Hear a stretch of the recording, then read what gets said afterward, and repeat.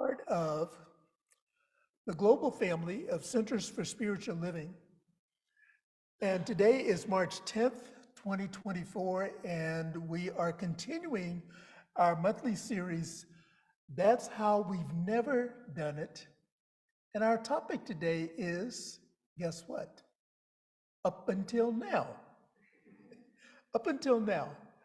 A couple of things I want to highlight. Today begins daylight savings time, which I kind of put out of my mind because I thought we were done with it, and we're not done with it.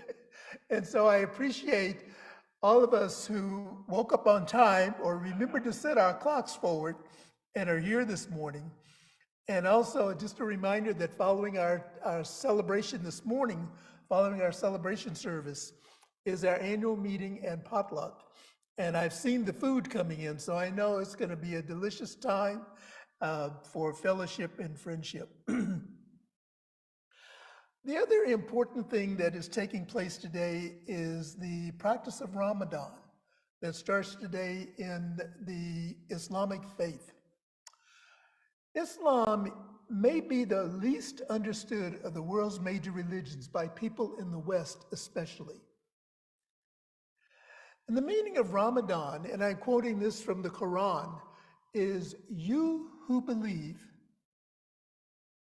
with the question mark, fasting is prescribed for you, even if it was prescribed for those before you, even as it was prescribed for those before you. So perchance you may attain God consciousness. So in the Quran is established the reason for fasting, the basis for fasting, and that is to attain God consciousness.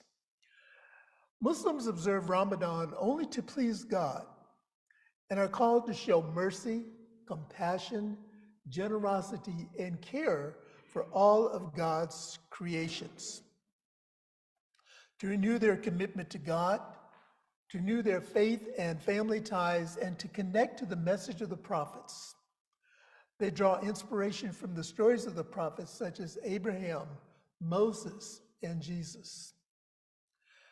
And this is what I would like for us to focus on for just a few moments, and that is the three main pillars of Islamic teaching. Pillar number one is one God, Allah. And these are some of the names that are given to Allah: omnipotent, creator of life, the holy, the peaceful, the faithful, the guardian, the shelterer, the guide of the erring, deliverer from affliction, friend of the bereaved and counselor of the afflicted. In his hand is good. He is the gracious Lord, the generous, the healer, the near at hand, the compassionate, the merciful, the very loving one whose love for us is more tender than the mother bird for her young. These are the qualities of Allah. This is Islam. The second pillar of Islam is the power of prayer. The Prophet Muhammad believed that everyone is individually responsible for the conditions in their lives. Sound familiar? And prayer can direct the power of our life.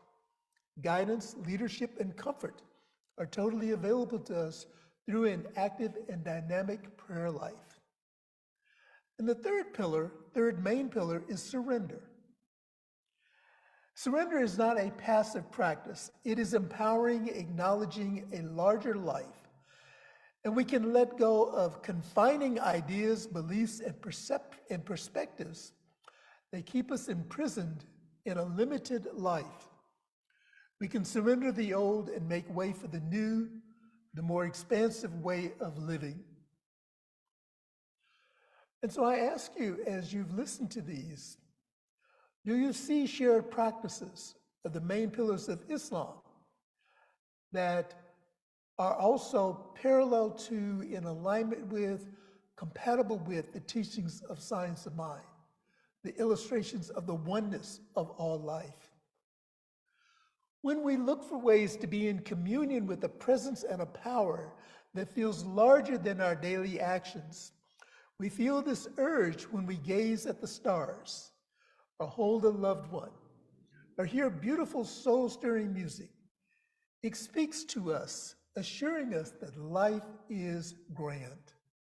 Life is grand.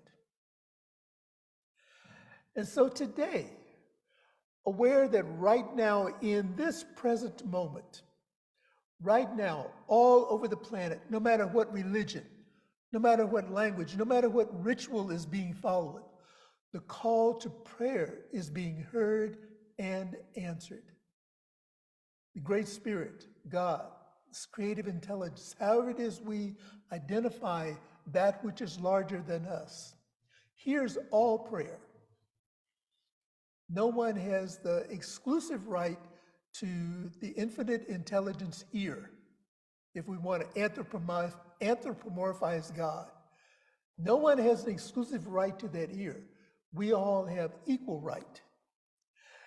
And so it is time to forgive and release old patterns.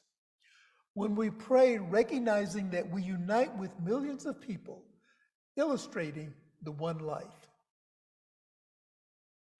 And as we acknowledge our past, the good, the bad, and the ugly, we disentangle ourselves from it. It's time to forgive and release those old patterns, even if they have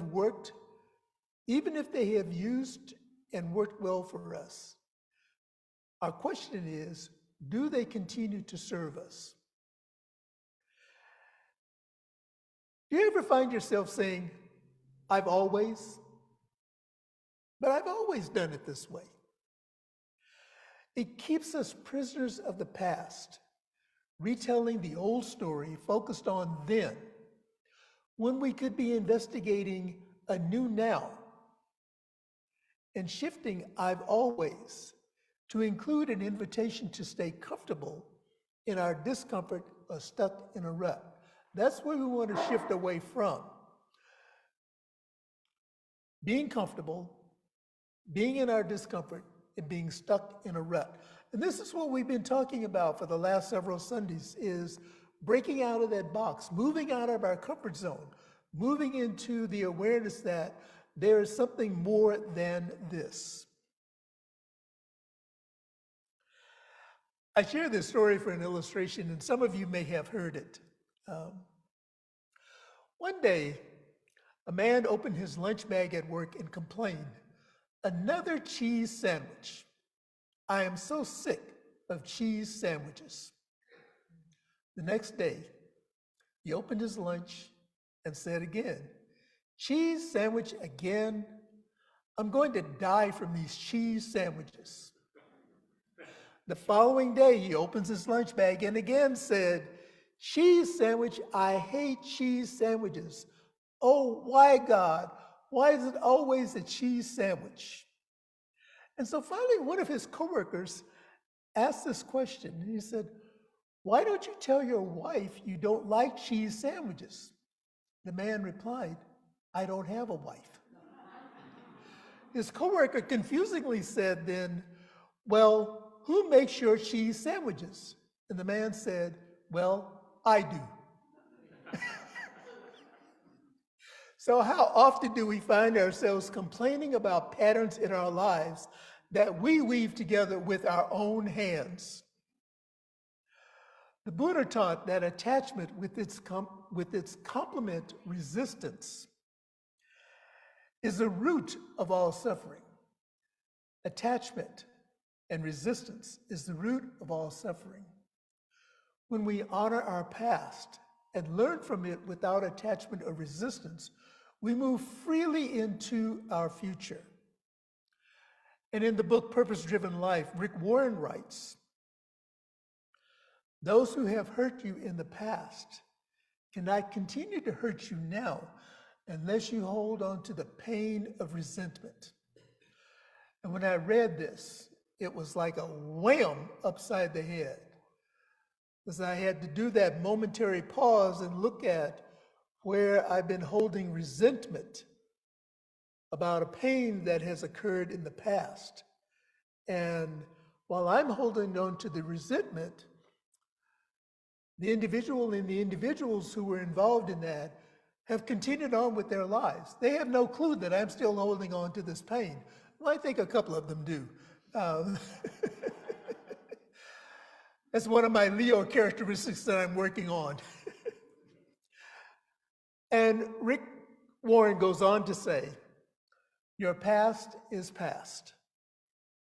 How often do we hear that? Your past is past. Nothing will change it. This is the key. Nothing will change it. However, what we do know from our spiritual practices of Science Mind is that we can rewrite the story in our own minds because it's all made up anyway. So we can rewrite our story. We're only hurting ourselves with our bitterness. So for your own sake, learn from it and then let it go. And again, I can just use my life as an example. In those areas where I've let go, if the experience comes up again and I'm choosing to share it, what I find now is that I share it more as a fact. And there's no longer the emotional attachment that is connected with the telling of the story. And so this is an invitation for us to replace our I've always with a new script. And the new script could be up until now. Up until now, my experience has been, and then fill in the blank of whatever the experience is. However, now I choose, and this is where we fill in the blank with something that we want to experience differently or better. And we define what is different and we define what is better for our lives based on where we are in our own awareness of the truth and remembering that we're all spiritual beings. We're living in this material world. We are spiritual beings and our existence is in spirit. Science of Mind teaches us to identify the issues or the issue, could be singular, that we would like to change by denying its power. We deny the power of the issue that we want to change. We deny its effect. We're not denying the cause, we're denying the effect. And so by turning our attention away from what we no longer want and turning it toward what we wish to experience allows us to use our imagination, our thoughts, and our words to claim the higher good. We're to stay conscious. Our ego works overtime and categorizes our outer world for us, building habits of thought and action or reaction that continue to run subconsciously until we choose to investigate them. At best, these habits of thought contribute toward our comfort and survival. For example, we don't need to rethink how to cross the street every time we approach a stoplight or a crosswalk.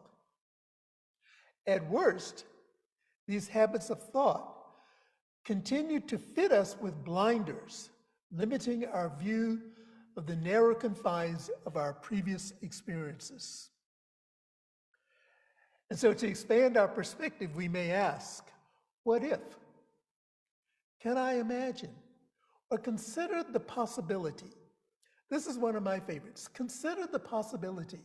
As I say this to myself and as I say this in conversation, consider the possibility that there may be another approach to this. Keep in mind, however, that both negatives and positives apply in these experiences of life. We've talked about old negative stuff that needs to be released, but everything that's said applies to old positives also. Our positive experiences serve us to get us to the place where we are now. And sometimes we don't take the time to examine those positive experiences and say, can this be improved? Is there another possibility for a positive outcome? Remember, creation is not static. Creation is continually evolving. And in our Science of Mind teachings, we often quote Ernest Holmes by saying, We're open at the top. And open means at the top means that we are open to those infinite possibilities. We're open to seeing another perspective. We're open to seeing another way of being in life. When we may remain attached to things, ideas, processes, or relationships or rules that are changing or resolving from underneath us without our permission. Change is occurring without our permission. And a couple of examples of that are businesses are sold.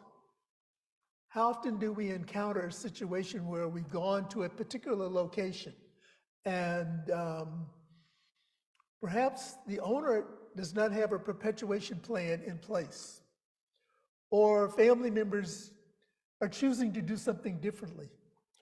And so the business is sold, jobs are released, they're reconfigured or possibly eliminated. Even a favorite food that we had enjoyed at one time is no longer physically tolerated. Being from the South, I grew up with spice, the Louisiana hot sauce. The hotter the better, the hotter the better. Over time, my system has changed, and it no longer tolerates the same level of heat in the food from the spice that it once did. And I'm just offering this as an example of how things change, that we don't always give them permission to change. They just, life happens, as I often say. Another example of a change that we may not always give permission to, and I know I grumble when this happens. Every time an app on our electronic devices is installed and mastered, as soon as I have mastery of it, it's upgraded. And then I got to go through this learning cycle again. It's like, why did they go and change this? It's like my email logon. I have these various security levels, and it's like, if this is the computer, if this is the device that you use, click here and it'll remember this. Well, every time I log off, log back in, I've got to go through the same cycle. And I click on retain this. Does it retain it? No. And yet, it is a part of life. It is a part of surrendering and upgrading my own self and expanding my learning curve. And I believe that some of us can relate to that. Another key thing to remember as we are reviewing I've always or up until now is that it's okay to grieve what we are releasing. Sometimes we don't give ourselves permission to grieve that which is lost. We tend to think more of grieving as a separation that is caused by death, or the breakup of a relationship, or the loss of a job, something major that happens in our lives. But grieving that which is lost takes place in every aspect of our lives. It's a natural human response to any change. When we remember to be kind to ourselves through the process of grieving, we can more easily release our attachment to the old, that which we describe as good, bad, or ugly, and we step into today's new possibilities. And so our call to action is to remember these words of Ernest Holmes from our Science of Mind textbook. And this is on page 147, paragraph 4. We all have the ability to transcend previous experiences and to rise triumphant above them. But we shall never triumph over them while we persist in going through the old mental reactions. Create an intention to relax into the truth that we are safe in spirit.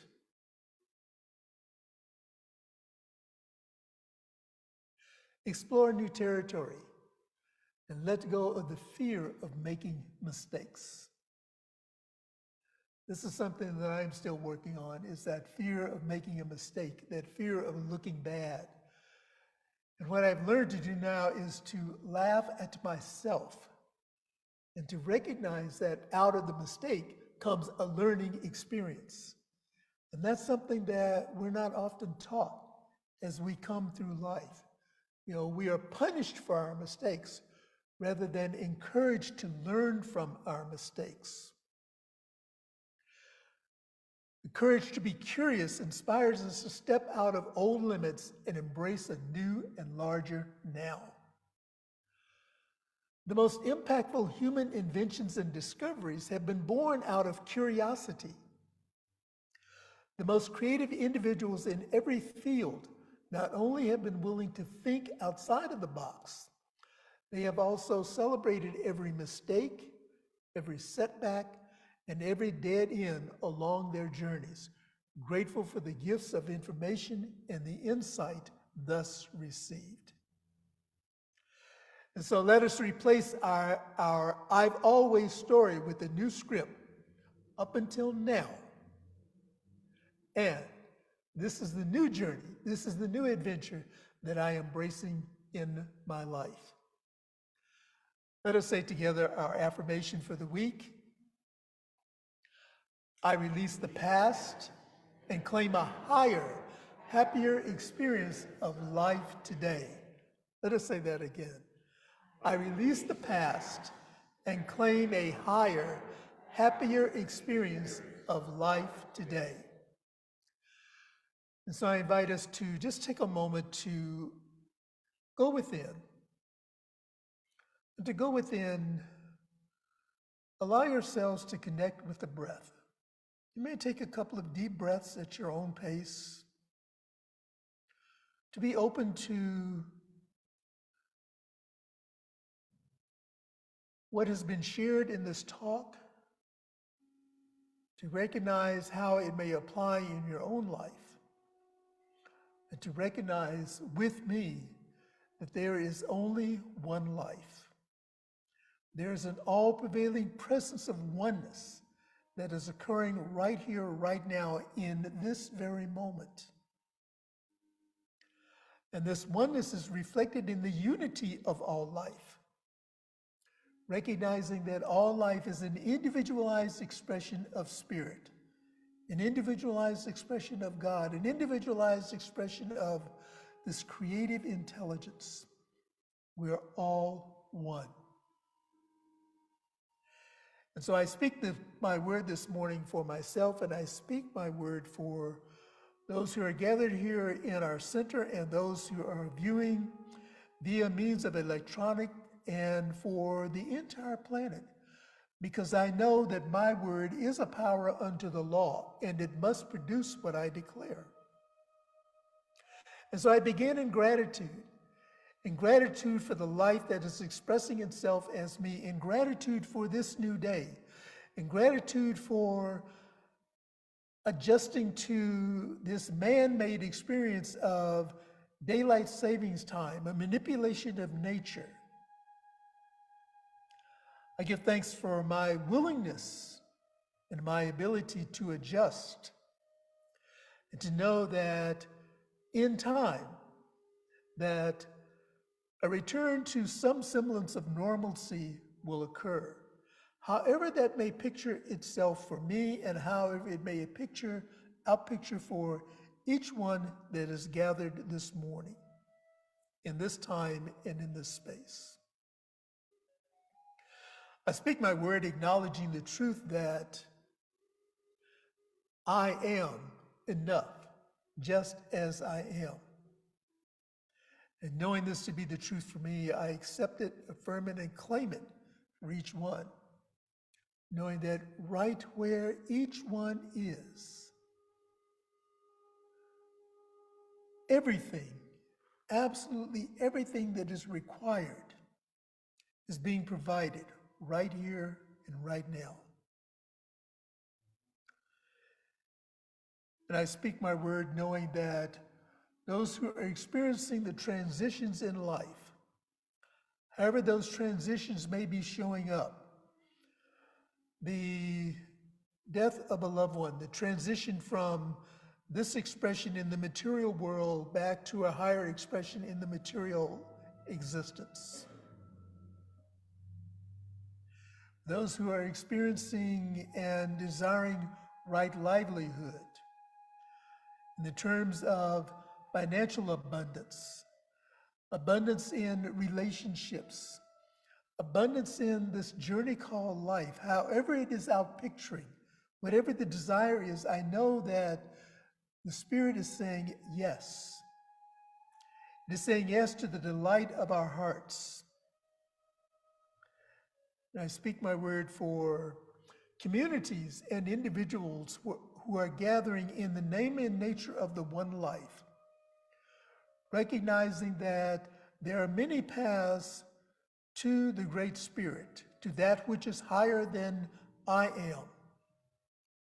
And I recognize each one of those paths. Bless each one that is functioning in that path, that is embracing the teachings of that path, knowing that all paths lead back to this place that is called home. And for this and so much more, I am eternally grateful. Releasing this word back into that law, which always says yes, I just allow it to be so. And if anything that I have said resonates with you in any way, I invite you to affirm it with me by saying, and so it is. And so it is.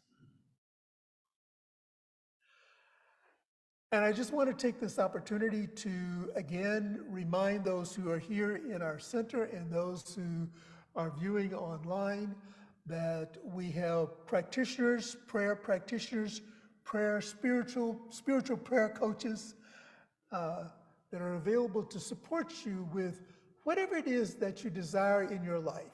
If it is something that you want to change, if it is something that you're celebrating, if it's something that you have a question about, and you are seeking some spiritual guidance, we have prayer request forms on our prayer table here in the center.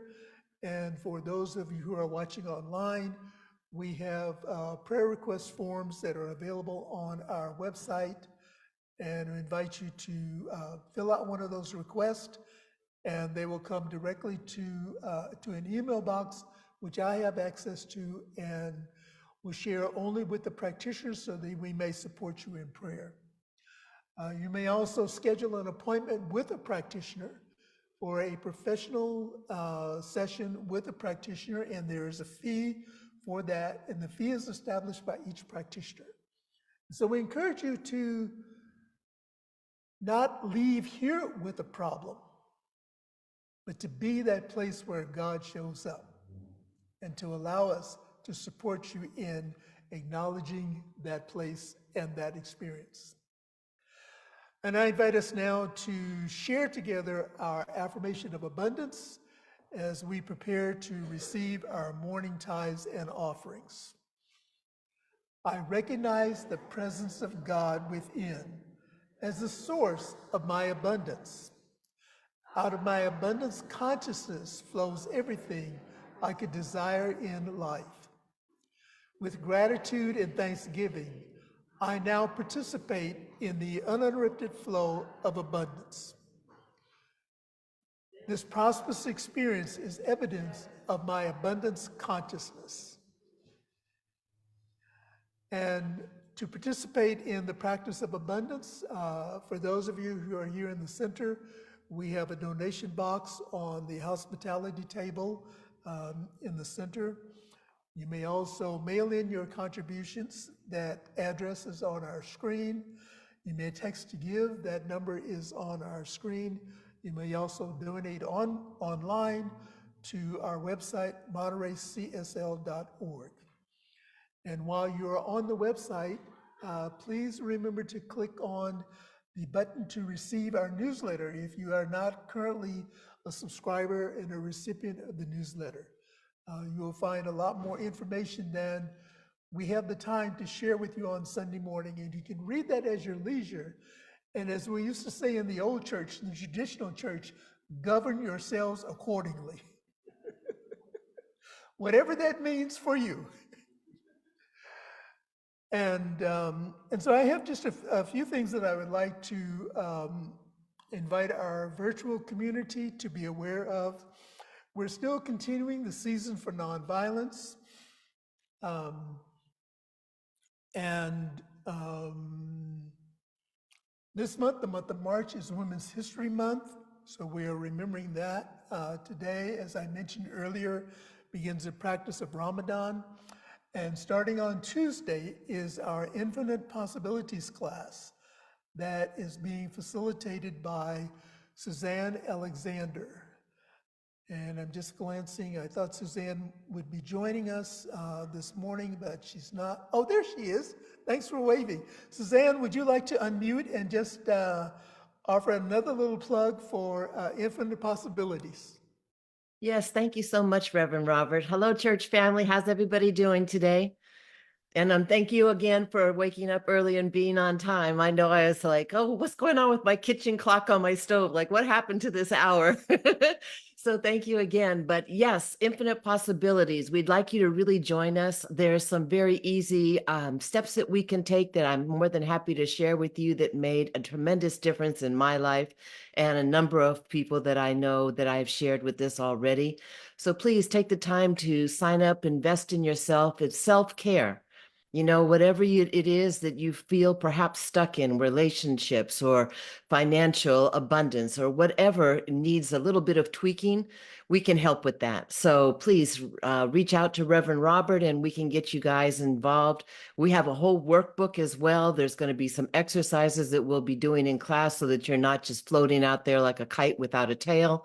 And if you have questions, we're going to invite you to please speak up, because your question is probably a question that a number of other people have in their mind as well. And collectively, we can, join this and make our community even stronger. So thank you, Reverend Robert, for an opportunity to plug this again. I think it's really important, and we can move on from there. And good luck with the annual meeting today.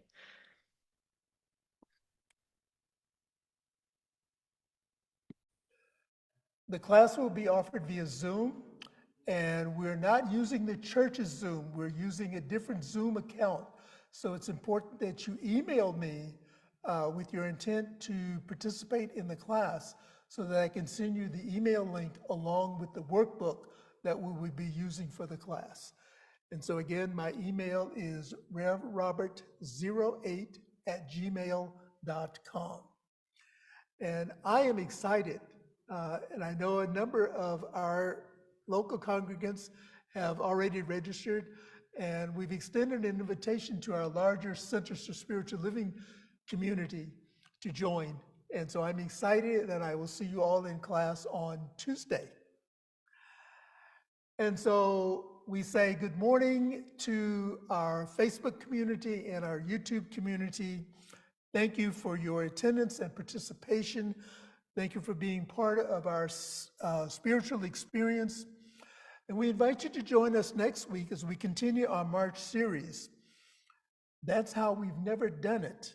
And our title is Tell Me Something Good. And I know that's a song, that's a title and the lyrics to a popular song. I'll have to find that and have that as our inspirational music for next week. Tell me something good. No, don't break into song, Robert. So we ask you to remember to like, to comment, and share so that we continue to spread this message of God's love, of the unity of oneness of all life. And so thank you, and good morning to our Facebook and YouTube communities.